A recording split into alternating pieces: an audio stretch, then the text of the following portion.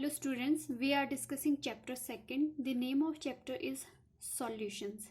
ठीक है, last video में हमने बात की थी एलिवेशन ऑफ बॉइलिंग पॉइंट, जिसमें हमने first of all boiling point की डेफिनेशन की थी. ठीक है, बॉइलिंग पॉइंट क्या होता है? For any liquid boiling point is the that temperature at which the vapour pressure of the liquid is equal to the atmospheric pressure. ठीक है, बॉइलिंग पॉइंट आपका वो टेम्परेचर होता है जहाँ पर आपका जो लिक्विड का वेपर प्रेशर है वो एटमॉस्फेरिक वेपर प्रेशर के इक्वल हो जाता है. ठीक है, वो उसको क्या बोलते हैं हम? Boiling point. ठीक है, तो यहाँ पे हमने क्या किया, जो सॉल्यूट लिया वो नॉन वोलेटाइल लिया. ठीक है, और जो प्योर सॉल्वेंट है, ठीक है, वो क्या है, जो प्योर सॉल्वेंट होता है उसको ए से डिनोट करते हैं, जो नॉन वोलेटाइल सॉल्यूट वो वी से. ठीक है, जो आपका वेपर प्रेशर है, ठीक है, सॉल्वेंट का, वो क्या है, हाई होता है, क्योंकि ये प्योर कंपोनेंट, और प्योर कंपोनेंट का ऑलवेज क्या है, हाई वेपर प्रेशर होता है. ठीक है, जब हमने नॉन वोलेटाइल सॉल्यूट को क्या है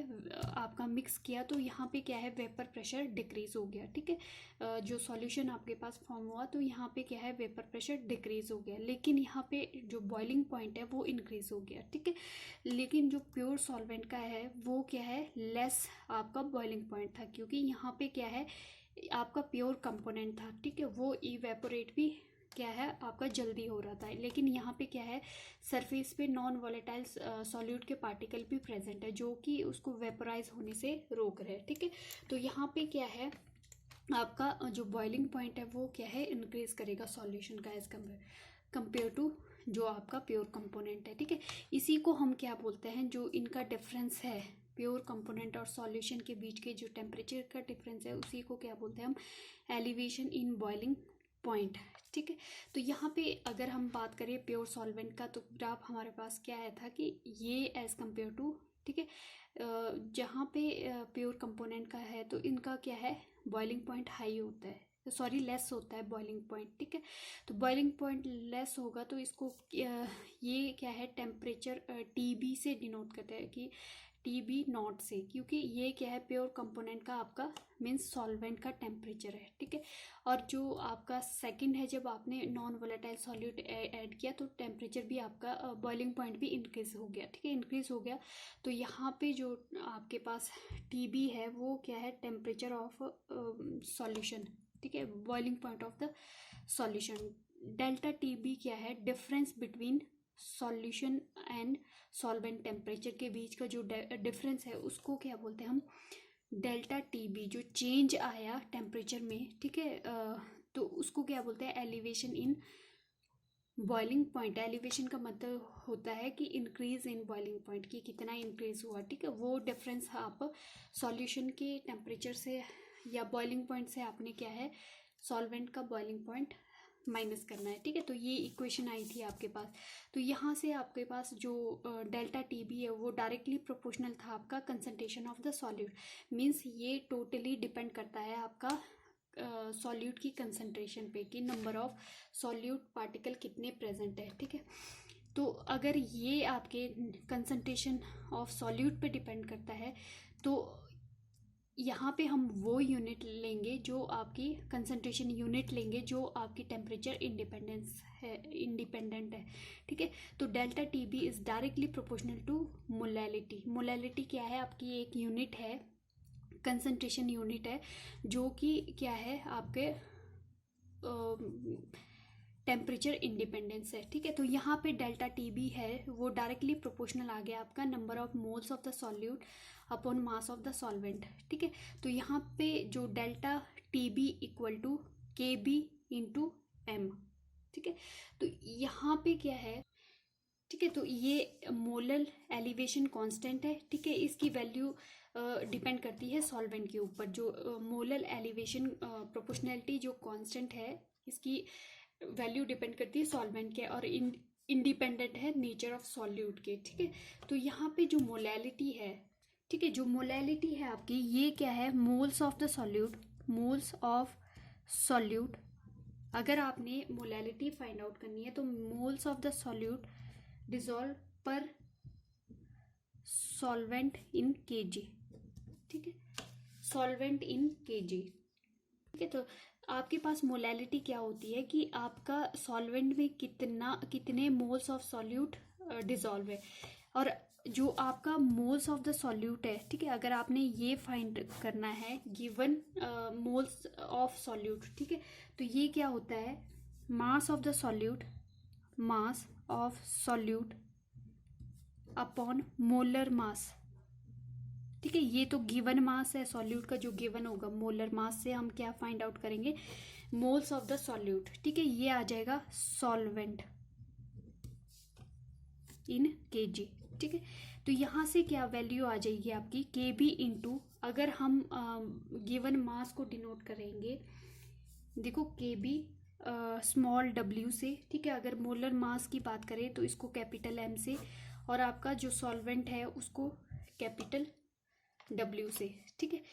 तो यहाँ पे क्या है के बी, इसको हम क्या है ऐसे भी लिख सकते हैं एम इंटू डब्ल्यू, ठीक है। तो यहाँ से क्या आ जाएगा, अगर आपके पास डेल्टा टी बी, ये तो केजी में है, ठीक है। अगर आपके पास ग्राम्स में दिया है तो आपने मल्टीप्लाई करना है 1000 से, ठीक है। अबव द इक्वेशन आपने क्या करना है 1000 से मल्टीप्लाई कर देना है, ठीक है। तो आपने यहाँ से याद रखना है कि आपका ये सॉल्यूट का वेट है, सॉल्यूट मीन्स आपका बी कंपोनेंट, ये भी मोलर मास बी का है, और ये बी का है, ये बी का है, ये ए का है सॉल्वेंट का, ठीक है। तो इस टाइप से आपने याद रखना है इसको, ठीक है। तो इस टाइप से ये फॉर्मूला आपके पास आ जाएगा, क्योंकि आपके पास यहाँ पे क्या है, अगर आपका ग्राम्स में दिया है तो आपने केजी में कन्वर्ट करने के लिए 1000 से इसको मल्टीप्लाई कर देना अब ऑफ द इक्वेशन, ठीक है। इस टाइप से ये इक्वेशन आ जाएगी आपकी elevation of boiling point temperature की, ठीक है। तो अब हम ये क्या है, एक कॉलिगेटिव प्रॉपर्टीज है, क्योंकि ये डिपेंड करती है नंबर ऑफ सॉल्यूट पार्टिकल्स पे, ठीक है। तो इसलिए ये क्या है, एक कॉलिगेटिव प्रॉपर्टीज। अब हम कुछ एक न्यूमेरिकल करेंगे, ठीक है। आपके पास न्यूमेरिकल है, इस solution is prepared by dissolving 1.25 gram of oil winter green which is called methyl salicylate in 99.0 gram of benzene has a boiling point 80.31 degree Celsius.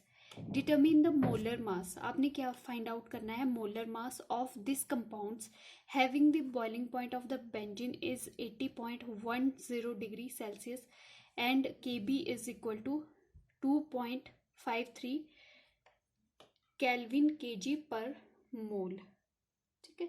तो आपके पास क्या क्या वैल्यू गिवन है, सबसे पहले तो आपने गिवन वैल्यू राइट डाउन करनी है, ठीक है। तो यहाँ पे जो गिवन है आपके पास, तो गिवन वैल्यूज आपने पुट अप कर देनी है। तो आपके पास केबी की वैल्यू क्या है 2.53 केल्विन केजी पर मोल, ठीक है। फिर आपने बात की वेट ऑफ सॉल्यूट की, ठीक है। तो सॉल्यूट यहाँ पे क्या प्रेजेंट है आपके पास,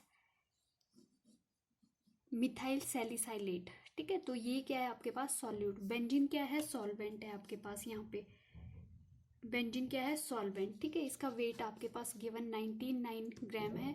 फिर आपके पास जो प्योर कंपोनेंट जो है आपके पास सॉल्वेंट का जो टेम्परेचर है 80.10 डिग्री सेल्सियस है, जो आपके पास फिर सॉल्यूशन का है वो 80.31 गिवन है, ठीक है। तो आपने यहीं से आपने change in elevation boiling point find out किया डेल्टा टी बी, ठीक है।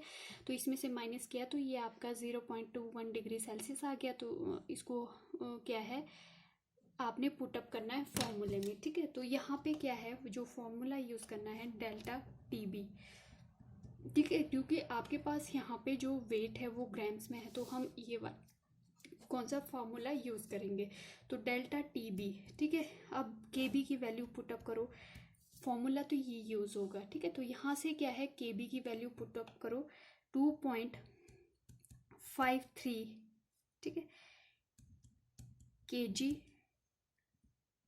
पर मोल, ठीक है, इनटू फिर आपके पास वेट ऑफ बी, ठीक है। बी क्या है आपके पास सॉल्यूट का वेट, ठीक है, ये क्या है 1.25 ग्राम, ठीक है, इनटू 1000, 1000 से क्या है मल्टीप्लाई करना है इसको, ठीक है। फिर आपका डिवाइड करना है आपने मोलर मास से, ठीक है। तो मोलर मास क्या है आपका सॉरी ये फाइंड आउट करना है आपने, जो मोलर मास है ये आपने क्या करना है फाइंड आउट करना है, ठीक है। इनटू डब्ल्यू ए क्या है आपके पास, वेट ऑफ ए बेंजीन का 99 ग्राम, ठीक है। तो यहाँ से क्या आ जाएगा ये आपके, ठीक है। यहाँ पे जो डेल्टा टी बी है, ठीक है, इसकी वैल्यू दी हुई है आपके पास 0.21 केल्विन,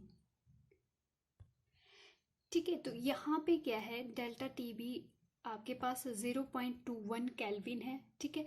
इसको इक्वल टू फिर आपने ये वैल्यू पुटअप कर दी, ठीक है। तो यहाँ से एम बी की वैल्यू आपने मतलब मोलर मास ऑफ सॉल्यूट निकालना है, तो ये किसके इक्वल होगा, ये यहाँ पे आ जाएगा, एम बी यहाँ पे आ जाएगा, ठीक है। तो आपने क्या है इसको सॉल्व करना है, तो केजी यूनिट आपकी कैंसिल आउट होगी, ठीक है यहाँ पे, और जो आपकी केल्विन भी कैंसिल आउट हो गया। अगर इसको फर्दर सॉल्व करेंगे तो ये आपके पास 152.12 ग्राम पर मोल आपके पास क्या आ जाएगा, molar mass of the salicylic sorry methyl salicylate, ठीक है।